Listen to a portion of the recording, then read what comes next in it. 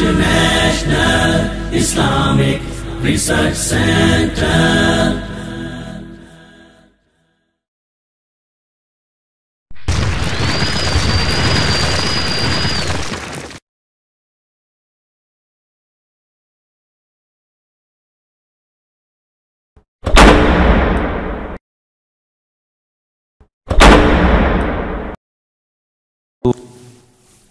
الحمد للہ الذی نزل الفرقان علی عبدہ لیکون للعالمین نذیرا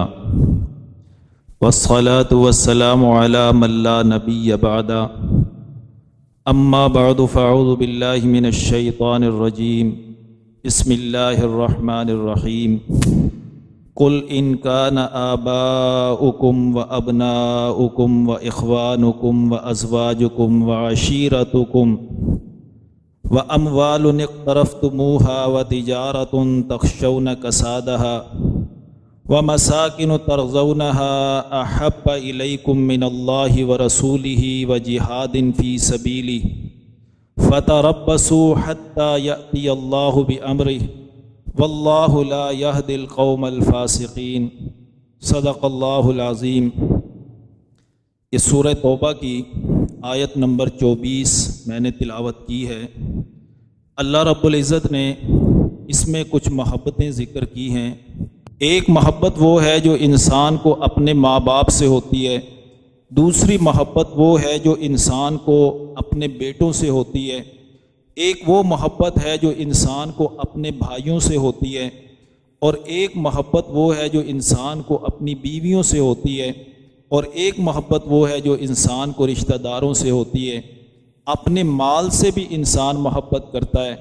اور اپنی تجارت اور کاروبار سے بھی انسان محبت کرتا ہے،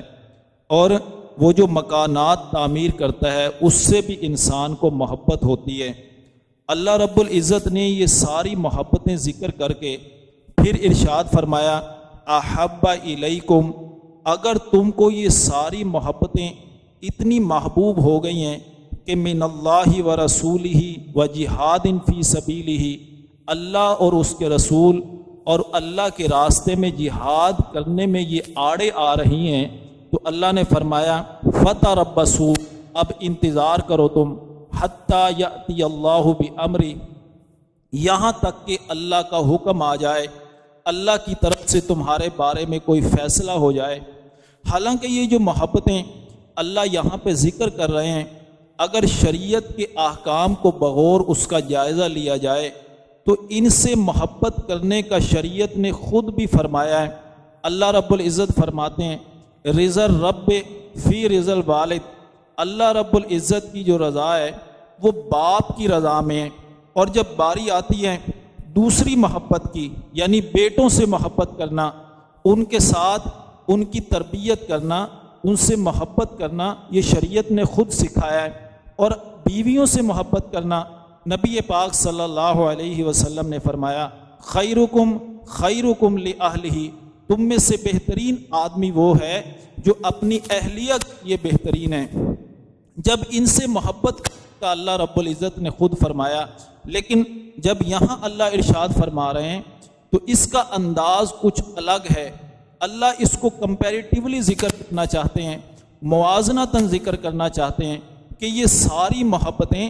اگر اللہ، اس کے رسول اور اس کے راستے میں جہاد کرنے میں آڑے آتی ہیں تو پھر اللہ ان محبتوں کے بارے میں فیصلہ فرماتے ہیں کہ فتربصوا، اب بس انتظار کرو تم، حتی یأتی اللہ بامرہ،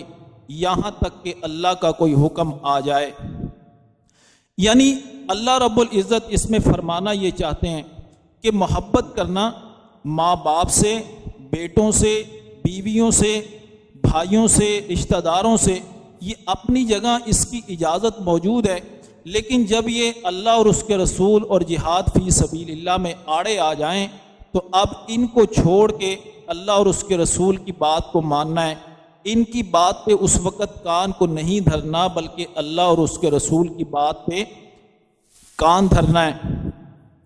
اللہ رب العزت نے یہ جو محبتیں ذکر کی ہیں، دنیا کا کوئی بھی عمل جس کو شریعت نے حکماً انسان کے اوپر لاگو کیا ہے، اس کے دو فائدے ہمیشہ انسان کو ملتے ہیں، ایک دنیا میں فائدہ ملتا ہے اور دوسرا آخرت میں اس کو فائدہ ملتا ہے۔ اگر وہ جہاد کرتا ہے اپنے مال سے، اپنی جان سے،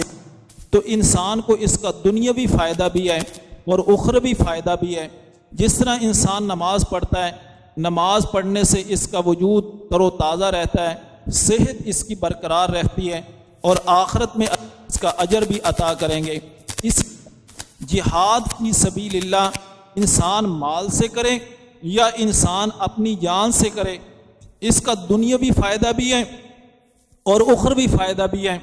مال جب انسان اللہ کے راستے میں خرچ کرتا ہے تو اللہ رب العزت اس کو کئی گنا بڑھا کے اس کے نامہ اعمال میں اجر بھی لکھتے ہیں اور کئی گنا بڑھا کے اللہ اس کو عطا بھی کر دیتے ہیں۔ اور دوسری طرف اللہ فرماتے ہیں سورۃ البقرہ میں وَلَا تُلْقُوا بِأَيْدِيَكُمْ إِلَى التَّهْلُكَةِ، کہ یہ جو مال تم خرچ نہیں کرتے تو اس کا مطلب یہ ہے کہ تم اپنے آپ کو ہلاکت میں ڈالنا چاہتے ہو۔ مقصد یہ ہے کہ جب تم مال خرچ نہیں کرو گے اللہ کے راستے میں تو اللہ کا دین مغلوب ہو جائے گا، اور وہ جو لوگ اللہ کے دین کے مقابلہ میں مال خرچ کر رہے ہیں وہ اللہ کے دین کو مغلوب کر دیں گے۔ پھر مسلمانوں کو ختم کرنا، ان کو کاٹ ڈالنا، یہ بالکل آسان ہو جائے گا۔ تو اس لیے جو اللہ ایک توجہ دلوا رہے ہیں اس کا مقصود یہ ہے کہ انسان کو، مسلمان کو چاہیے کہ اپنے مال کو اللہ کے دین کی سربلندی کے لیے خرچ کرتا رہے، اور دوسری طرف اپنی جان کو اللہ کے راستے میں خرچ کرنا، اس کا فائدہ جو یہ ہوگا کہ انسان کو آخرت میں جنت ملے گی، اعلیٰ مقام ملے گا۔ وہیں پر انسان کے لیے دنیا کے اندر یہ فائدہ ہوگا کہ انسان اپنی جان کو اس کے راستے میں خرچ کر کے اس کے دین کو ہمیشہ کے لیے غالب کر دے گا۔ تو ہمیں چاہیے کہ ہم ان محبتوں کو سامنے رکھتے ہوئے، ان کے احکام پورے کرتے ہوئے، ان کی ذمہ داریاں پوری کرتے ہوئے،